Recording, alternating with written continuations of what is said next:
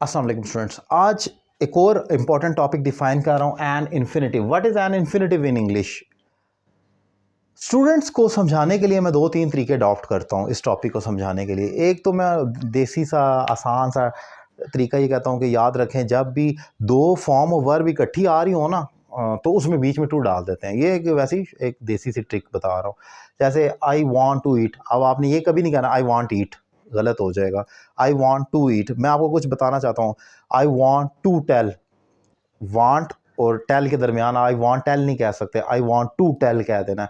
तो जब भी दो फॉर्म ऑफ वर्ब आए बीच में टू लगा देते हैं। तो ये तो होगी देसी सी बात, उनको समझाता हूँ। कई जगह ये चीज़ नहीं चलती, लेकिन वो जो something is always better than nothing, जो बिल्कुल ही ब्लंडर कर रहा है, जिसने बिल्कुल इंग्लिश नहीं सीखी, अगर मैं उनको सिखा रहा हूँ तो आसान करने के लिए ये चीज़ समझाता हूँ। लेकिन ब्रॉडर रिस्पेक्ट में टॉपिक बड़ा है। हम इंग्लिश में एक नॉन फाइनाइट वर्ब को जानते हैं। ये वही नॉन फाइनाइट वर्ब है जो चेंज नहीं होता। अगर सब्जेक्ट चेंज हो जाए, जैसे he worked hard to pass the exam, to pass, यानी कि मैं ये एग्जांपल लिखिए, he worked hard to pass the exam. ये टू पास आपका इन्फिनेटिव है। अब मैं ये कह देता हूँ they worked hard to pass the exam, we worked hard to pass the exam. आप देखें ये चेंज ही नहीं हो रहा, टू पास ही आएगा। मैं सब्जेक्ट ही शी जो मर्जी कर दूं, फिर मैं इस टेंस का टाइम चेंज कर दूं, ही वर्क्स हार्ड, वो मेहनत करता है, to pass the exam. He will work hard to pass the exam. तो मैं फ्यूचर करूं, प्रेजेंट करूं, पास करूं, सब्जेक्ट बदलूं, टू पास ही रहेगा। इसीलिए इसको हम नॉन फाइनाइट वर्ब की कैटेगरी में रखते हैं, क्योंकि ये चेंज ही नहीं होता। सब्जेक्ट चेंज करें, टेंस चेंज करें, जो मर्जी करें।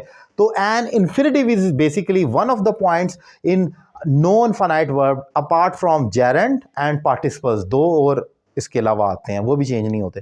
तो ये तो हो गया इन्फिनेटिव। अब वो है क्या, बला किधर इस्तेमाल होता है, ज़रा शॉर्ट करते हैं, इस टॉपिक को देखते हैं। मैं क्योंकि आसान डिफाइन करते करते ज़रा डीपली भी जाता हूँ, उसकी वजह ये होती है कि जो लोग ज़रा ज़्यादा ग्रामर को जानते हैं, जो मेरे स्टूडेंट भी हैं और वैसे भी जो लोग जानते हैं, तो थोड़ा सा उसको भी टच करता हूँ, ताकि आपको ये ना लगे कि बिल्कुल ही टरखा रहा हूँ ऊपर से। नहीं, मैं उसको अंदर भी डिफाइन कर रहा हूँ, लेकिन जो बिल्कुल बेसिक स्टूडेंट है उनको तो इतना कहता हूँ ना, दो वर्ब आ रहे हैं, बीच में टू लगा कर जोड़ना है आपने। लेकिन ज़रा अब आगे चलते हैं। Basically it is use to show purpose of an action.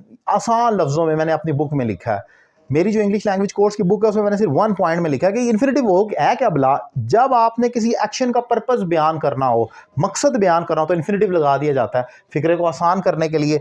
He worked hard, उसने मेहनत की, क्या मकसद था, क्यों की, क्या तकलीफ थी उसको, टू पास द एग्जाम, ये उसका मकसद है, इम्तिहान पास करने के लिए।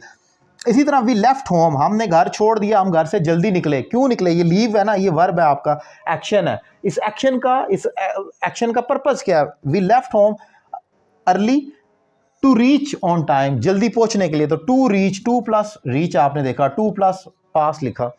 तो मोस्ट ऑफ द टाइम जो मेजर डेफिनेशन इसकी फॉल करती है वो ये होती है पर्पस बताता है। लेकिन सिर्फ इतना ही नहीं है, मेरी बुक में मैंने इसके तकरीबन 11 के 12 पॉइंट्स डिफाइन किए हैं।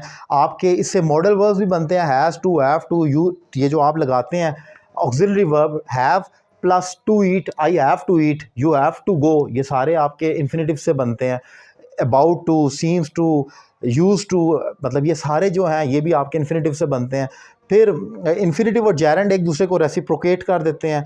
He worked hard to pass the exam, he worked hard for passing the exam, ऐसे भी आप कर सकते हैं। तो मैंने उसको डिफरेंट तरीके से डिफाइन किया है, लेकिन यहाँ पर जो मेन पॉइंट है ना वो यही है कि आप इसको इस तरीके से इस्तेमाल करते हैं पर्पस बताने के लिए। एक इसमें पॉइंट और याद रखें, इंग्लिश में इन्फिनेटिव की एक बहन और भी है, उसको कहते हैं बेर इन्फिनेटिव, जो बगैर टू के वर्ब की फर्स्ट फॉर्म आती है। आपके जितने भी मॉडल वर्ब हैं, आप अगर देखें जो बेस फॉर्म लेते हैं, can, could, should, will, shall, इनके साथ वर्ब की डायरेक्ट फर्स्ट फॉर्म आती है। I can write a letter, आप ये नहीं कहते I can to write a letter, can के साथ टू नहीं लगा देते, डायरेक्ट कैन के साथ बेस फॉर्म, फर्स्ट फॉर्म, वो बेर इन्फिनेटिव है। लेकिन दूसरी कैटेगरी इन्फिनेटिव की जो टू के साथ आती है, जो मैंने यहाँ डिफाइन की। उम्मीद करता हूँ ये लेक्चर आपको पसंद आया होगा। अगर आपको मेरे पढ़ाने का तरीका पसंद आए तो मुझसे ऑनलाइन इंग्लिश लैंग्वेज क्लास लेना ना भूलें। ये एक ज़बरदस्त अपॉर्चुनिटी है, एक रीज़नेबल फ़ी पे करें और घर बैठे अपने इंग्लिश में इंप्रूवमेंट लेकर आएँ। Thank you very much.